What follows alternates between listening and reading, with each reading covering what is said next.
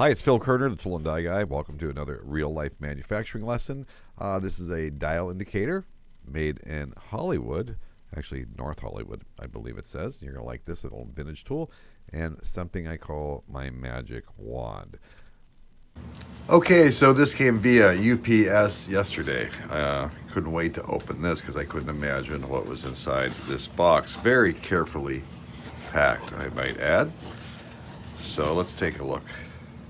A little Christmas in November here, okay? Very carefully packed. Got bubble wrap on the top and bottom, wrapped in bubble wrap. Then we have a plastic case. Now my hands are shaking. And then I open this up and there's still more foam. And there it is, this beautiful indicator. So let me stop the video for a second and let's get a better view of this. So what we have here is a 1940s vintage Pearson indicator. Each graduation is 1000s. Now, two things that I find very unique about this for its age. First of all, it was made in Hollywood, California. And I don't see a lot of precision gauges coming out of Hollywood, and that's not a joke. I know they have a lot of stuff going out there with the movie industry. There's a lot of things that are made out there, but usually not for commercial sale, okay? So if we take a look at this, what makes this unique, in my opinion, is kind of a unique mount on the back, okay? That's it, all right? But the other thing, if you guys are familiar with the Stare at Last Word, which was actually came out around the 1940s, you have to hit a switch on the side, depending on if you want to use this side of the indicator or this side, front or back. This one you don't have to. This reads from both sides. Okay, unlike the Interapido, it does have a kind of a ratchet click to move the stem into different positions, different locking positions. It's not a friction mount, but it's still a very cool piece. A great story behind this. This comes from a friend I've never met. And his name is John Shirk, and John runs a really cool company up in Dayton, Ohio called Indicare, and he's a master gauge repair specialist. And John's got some great stories. We've exchanged emails and letters over the years.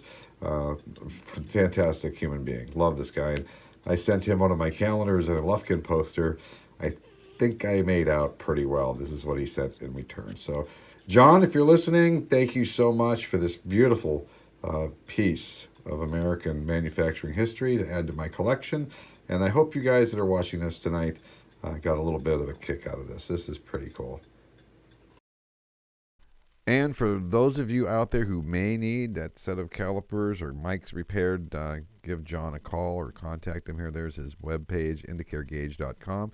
He's an expert pro. I can verify his work. Stand by it. Again, John Shirk at indicaregauge.com.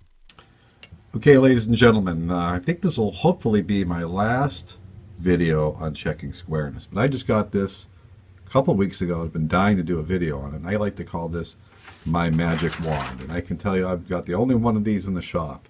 And I paid a lot of money for this. But I know you guys have been I've given you the lessons on how to use your dial indicator on a surface or a surface gauge here with a radius on the front of it to check squareness. Works great, but this is another great way to check squareness. This is called a cylinder square, and what I love about this one is it's a magnetic cylinder square.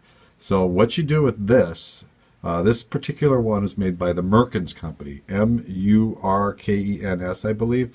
And I've checked it out. I can't find them online anywhere. You probably have to call them. I think they're listed online, like a White Pages number.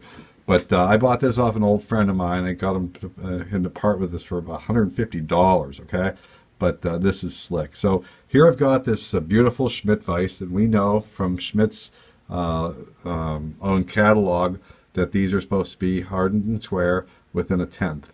Now the trick to using anything like this, if you're going to check squareness, it's just like as when you check with your radius on the front here. To really see how square you are, you check it up as high as you can. That tells you how square you are. If you only check it up this high, well, you know you're square that far, that far, that far. So what we're going to do here is we're going to make sure our vise is nice and clean. on the back side. We're just going to check the back, and then we're going to just set this on it. We'll switch views. Okay, so what we're going to do next now, looking at the top view, here's the side of my vise, and here's my magnetic cylinder square. We're going to gently use our fingers to make sure everything's spotless here. We're going to set this on the side of the vise, and all I'm going to do is bring it up, and this is a tense indicator until I get close here. Find the high spot of the cylinder square by rolling this back and forth, and let's set a 0. Check it. My only regret is I wish I had a granite surface plate at home.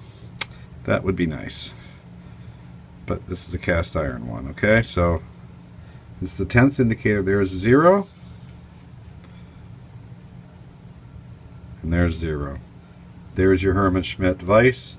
There's your magnetic cylinder square. And you know, let's think about this. What a great tool this is. Because that method I should teach you guys to use this to check squareness, which is great. What if this block was a triangle and you know, all this side was straight, but this side had an angle on it, this side had an angle on it, and this side had an angle, and you wanted to know how square this was to the bottom? This is the only way you could really do it. Or you could do it the way I've taught you with this. You'd have to roll it up instead of 0 against something that's known square, like this. Now what's really nice though about this, see how excited I am, is let's say I got this block of steel. Let's just call this a block of steel, and I'm going to put this in a vise, and the end's sawed. Okay, I got to square the. I want to stand this up and square the end up. I'd use this on my mill. I just put this in, put it up as high as I can, up on my block of steel, and I indicate this in straight, and I keep tapping it back and forth in my vise until this is straight, and I take a skim cut. Then I can just flip the whole thing over in my milling machine vise and square the other end up. Okay, so this is a really good investment, and I'm so happy to have this thing. And like I said, I keep a rubber end on this because we do not want this end to get nicked up. This is all lapped and square, so nicking this up is not a good thing. The last thing I'll say, what I love about this model is that it's pretty indestructible.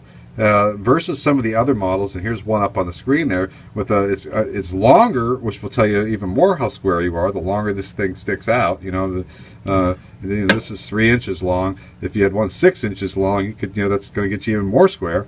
But you know, how square do you need to be here? Okay, so this is a great thing. But with this model here, if this accidentally got dropped, and you know, accidents happen, I'm afraid with the longer models with the stem, it could get bent, and then you're done.